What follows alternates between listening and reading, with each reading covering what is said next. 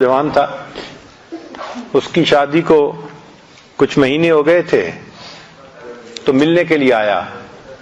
ہم نے پوچھا سناؤ بھائی آپ خوش ہیں؟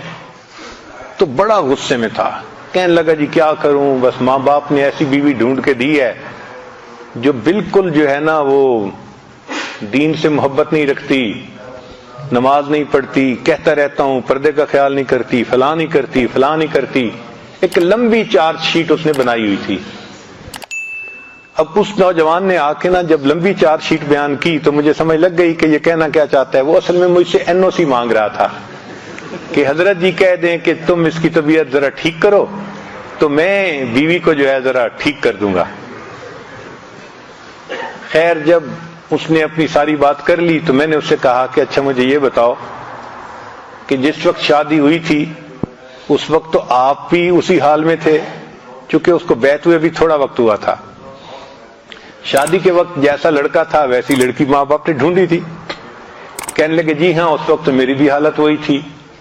میں نے کہا پھر آپ کیسے بدلے؟ کہ جی میں نے آپ کے بیانات سنے، پھر میں نے بیعت کر لی اور میری زندگی بالکل بدل گئی.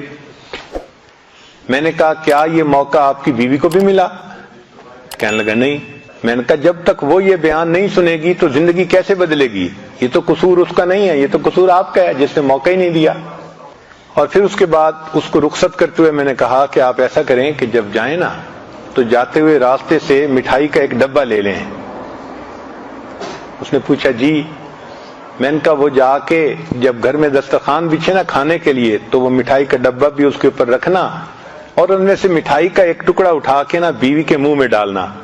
وہ مجھ سے پھر پوچھتے جی. اس کو سمجھ نہیں آ رہی تھی کہ بھئی یہ مجھے کیا رہے ہیں. وہ تو آیا تھا اس کو سیدھا کرنے کی نیت سے اور ہم اسے کہہ رہے تھے کہ بیوی کے منہ میں مٹھائی کا.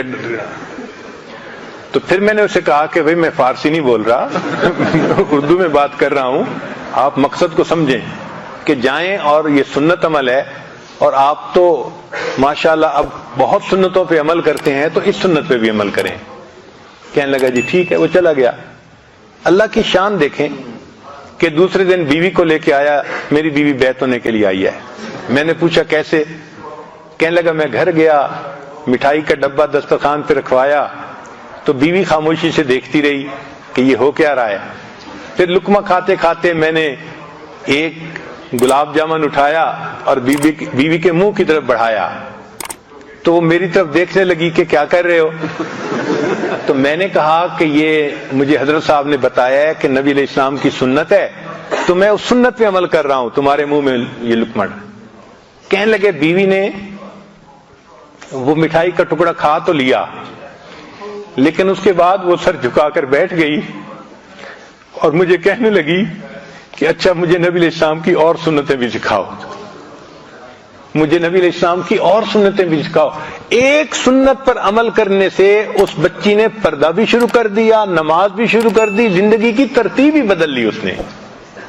تو محبوب صلی اللہ علیہ وسلم کی ایک سنت میں اتنی طاقت ہے کہ ایک آزاد خیال بچی وہ اپنی زندگی کا رخ ہی بدل لیتی ہے. اگر کسی کی بیوی دین کی طرف نہیں آتی تو یہ اس کے خاوند کا قصور ہوتا ہے کہ اس نے دین کو مجسم شکل میں پیش نہیں کیا ہوتا. اگر دین کو ہم مجسم شکل میں پیش کرتے تو سب سے زیادہ ہماری قدردان ہماری بیوی ہوتی. اور اس کی دلیل کیا ہے کہ نبی علیہ السلام نے جب نبوت کا دعویٰ فرمایا تو سب سے پہلے کون ایمان لے کے آیا؟ عورتوں میں سیدہ خدیجہ کبریٰ رضی اللہ تعالیٰ. جو بیوی تھی جو جتنا قریب رہتی تھی اتنا جلدی وہ ایمان لے کے آئی.